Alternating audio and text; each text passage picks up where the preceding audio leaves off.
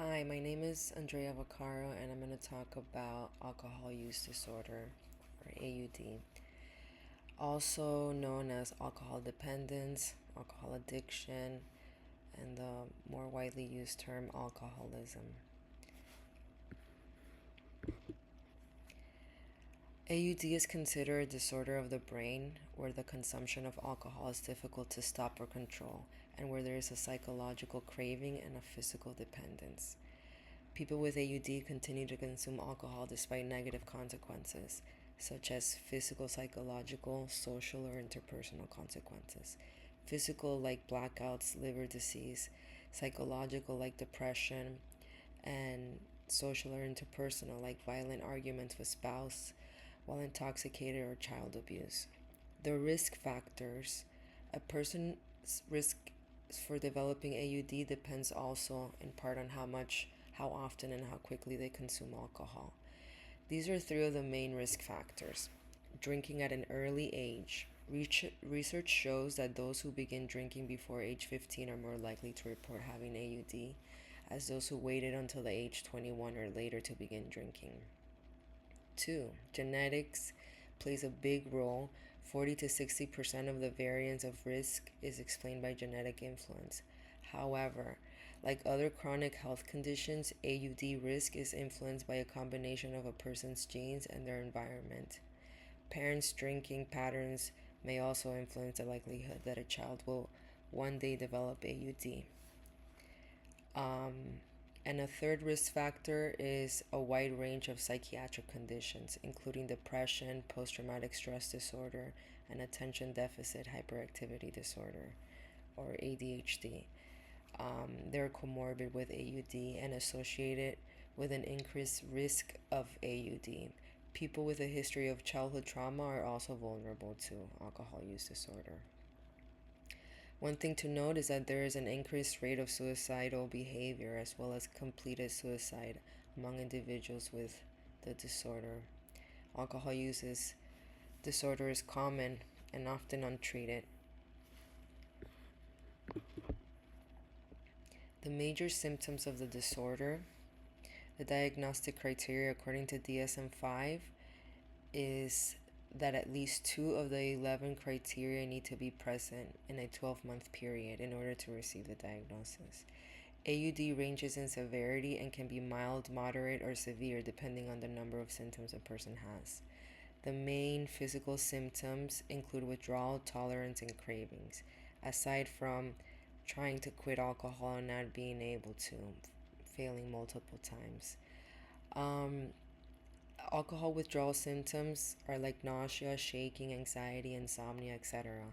They develop approximately 4 to 12 hours after the reduction of intake.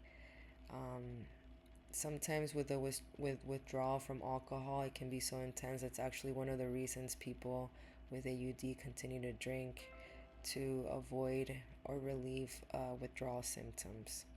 Next is developing a tolerance to alcohol, which means needing more alcohol to get the same effect. And lastly, craving for alcohol, meaning a strong desire to drink that it makes it difficult to think of anything else, and that often results in the onset of drinking. Prevalence rates of alcohol use disorder is estimated to be 8.5% among adults age 18 years and older. Rates of the disorder are greater among adult men at 12.4% than among adult women at 4.9%.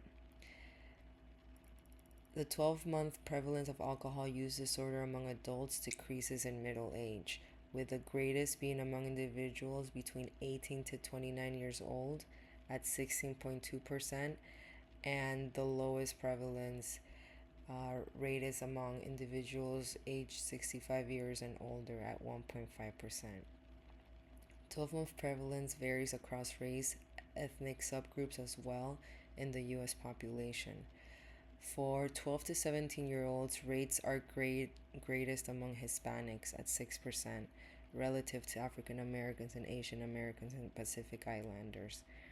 In adults, the 12-month prevalence of alcohol use disorder is greater among Native Americans and Alaska Natives at 12.1% than among whites, Hispanics, and African Americans. Asians and Pacific Islanders have the lowest prevalence rate at 4.5% in adults. Some interesting facts. In 2023, 28.9 million people from age 12 and up had AUD. 10% of Americans over the age of 12 have alcohol use disorder, and 60% of Americans increased their alcohol consumption during COVID lockdown. And 141,000 people died because of alcohol in a year. The highest percentage of death caused by alcohol consumption is between the ages of 20 and 39, causing 13.5% of all deaths in that age range. Differential diagnosis. The differential diagnosis is a non-pathological use of alcohol, which means that while most drinkers sometimes consume enough alcohol to feel intoxicated, only a minority, less than 20%, ever develop alcohol use disorder. That's why drinking even daily in a low dose or occasionally intoxication does not by itself make this diagnostic. Sedative, hypnotic, and anxiolytic use disorder. The signs and symptoms of alcohol use disorder are similar to those seen in this, and the two must be distinguished. However, because the course may be different, especially in relation to medical problems, it has to be very well defined. Conduct disorder in children and adults. Antisocial personality disorder. AUD is seen in the majority of individuals with antisocial personality and pre-existing conduct disorders. Because these diagnoses are associated with an early onset of alcohol use disorder as well as worse prognosis, it is important to establish both conditions.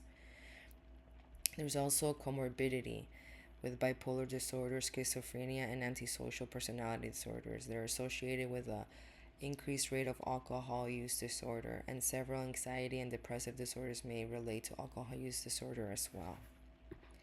The common treatment approaches. Medication is often used to treat AUD, and there are 3 FDA-approved medications for AUD. Disulfiram, which helps people avoid drinking and maintain abstinence.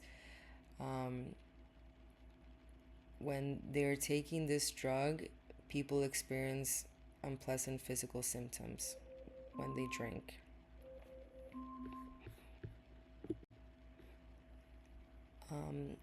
Naltrexone helps people reduce heavy drinking, and acamprosate makes it easier to maintain abstinence. Meds are combined with therapy. One of the reasons is because alcohol use disorder can be a psychological issue, like depression, PTSD, etc. That is why it's important to have therapy. Other treatments are behavioral treatments, where we have cognitive behavioral therapy, which is it influences patterns of thought and behavior. So you can change your patterns of thought and behavior. Also, contingency management. This approach is known as the carrot and stick method as well, because every time a patient achieves a treatment goal, they are rewarded. For example, if a patient shows results of a negative drinking test and the goal was to achieve abstinence, they get a reward. Motivational interviewing is also another treatment. It strengthens internal motivation to make positive behavioral changes as opposed to external motivations. Also, trauma therapy. Since mental health conditions and a history of trauma is one of the main risk factors, this method helps people process traumatic memories, identify and manage triggers, and develop healthy coping mechanisms. There's also a lot of support groups and programs like Alcoholics Anonymous and Smart Recovery, which does not rely on spiritual principles like AA, and it focuses on evidence-based techniques. A curious fact is that less than 5% of individuals in the US with a diagnosis of alcohol use disorder receive no treatment, despite all the help that is available. There's also additional treatment settings where you can be an outpatient, intensive outpatient, and partial hospitalization, residential, and intensive inpatient that is medically directed 24-hour service. It is useful to manage withdrawal symptoms that can be life threatening. In conclusion, healing is possible, recovery is real and achievable, and brain plasticity allows healing over time. And this is a slide with the diagnostic criteria. I couldn't incorporate it earlier, but these are the 11 criteria for the diagnosis. You only need 2 of the 11. Thank you.